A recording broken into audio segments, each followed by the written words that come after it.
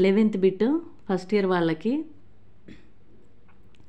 సంవిత్వ పరీక్ష. సో అధోనిష్టార్థ కథం పఠిత్వా ప్రశ్నాన్ సమాధత్త.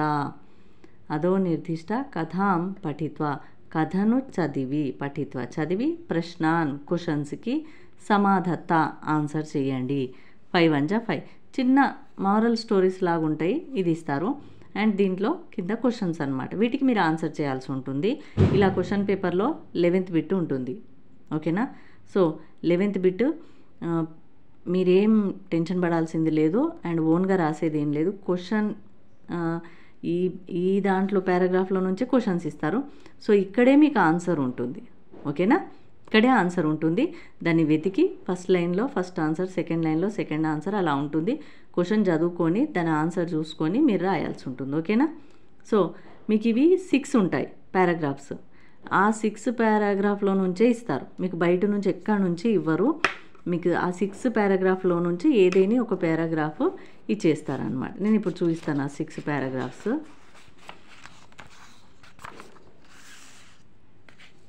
చూడండి. సంవిత్ పరీక్ష.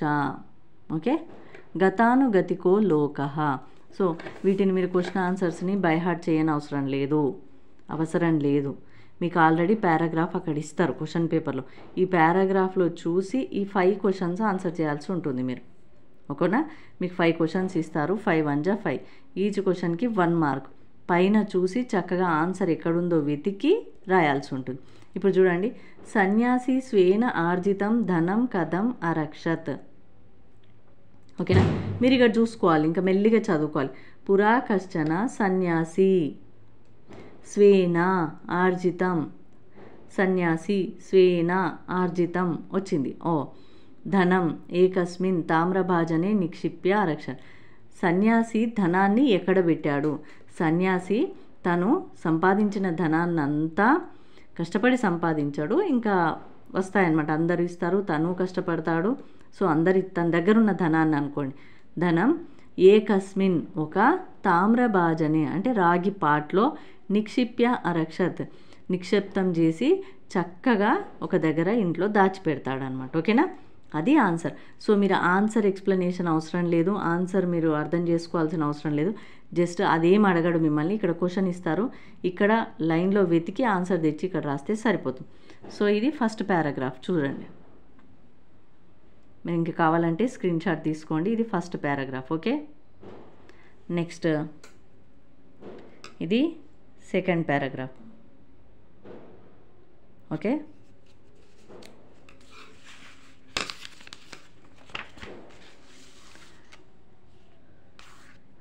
ఇది థర్డ్ పారాగ్రాఫ్.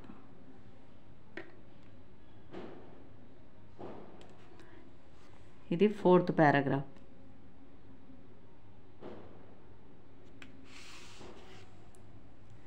ఇది ఫిఫ్త్ పారాగ్రాఫ్. ఇది 6th పారాగ్రాఫ్. సో ఈ 6 పారాగ్రాఫ్లో నుంచి ఈ కథల్లో నుంచి మీకు ఒక కథ ఇచ్చి అక్కడ కింద క్వశ్చన్స్ ఇస్తారు. ఇవే క్వశ్చన్స్ ఉంటాయి, అక్కడ వేరే క్వశ్చన్స్ కూడా ఏం మార్చరు, ఇవే క్వశ్చన్స్ ఉంటాయి. సో ఈ 6 పారాగ్రాఫ్, ఈ 6 కథలన్నీ ఒకసారి మీరు చక్కగా చదువుకోవాలి. ఈ పారాగ్రాఫ్స్ అన్నీ చదువుకుంటే మీకు ఈ ఆన్సర్ ఎక్కడుంది అనేది ఎలా ఈజీగా వెతకడం అనేది తెలుసు. ఒకసారి వర్క్ బుక్లో రాయండి, వర్క్ బుక్స్ ఉంటాయి అందరికీ, వర్క్ బుక్స్లో ఒకసారి రాయండి, ప్రాక్టీస్ అయిపోతుంది. అండ్ 5th కథ యొక్క నీతి, 5th ఆన్సర్ క్వశ్చను అస్యాహ కథయాహ కా నీతి అంటే ఈ కథ యొక్క నీతి అంటే ఇక్కడ ఉంటుంది చూడండి. కింద ఒక లైన్లో ఇస్తాడు, క్వశ్చన్ పేపర్లో ఇస్తారు, కింద ఒక లైన్లో నీతి ఇస్తారు, దాన్ని తెచ్చి ఇక్కడ రాసేయడం. ప్రతి పారాగ్రాఫ్కి అంతే. ఇదిగోండి నీతి. అస్యాహ కథాయాహ కా నీతి, ఈ నీతి తీసుకొచ్చి ఇక్కడ రాసేస్తే 5th అయిపోతుంది. జస్ట్ మీరు ఈ 4 ఇక్కడ వెతికి రాయాల్సి ఉంటుంది. నెక్స్ట్ ఇదిగోండి. అస్యాహ కథయాహ కా నీతి ఈ కథ నీతి, ఈ నీతి తీసుకొచ్చి ఇక్కడ ఆ కథ యొక్క నీతి ఏంటంటే ఆ నీతి ఇక్కడ రాసేయడం అనమాట ఆన్సర్. సో మిగిలిన 4 1 to 4 ఇక్కడ మీరు వెతికి రాయాల్సి ఉంటుంది. సేమ్ ఇక్కడైనా అంతే, ఈ నీతి తెచ్చి ఇక్కడ రాయాల్సి ఉంటుంది. ఆల్రెడీ క్వశ్చన్ పేపర్లో కూడా సేమ్ ఇలానే ఇస్తారు.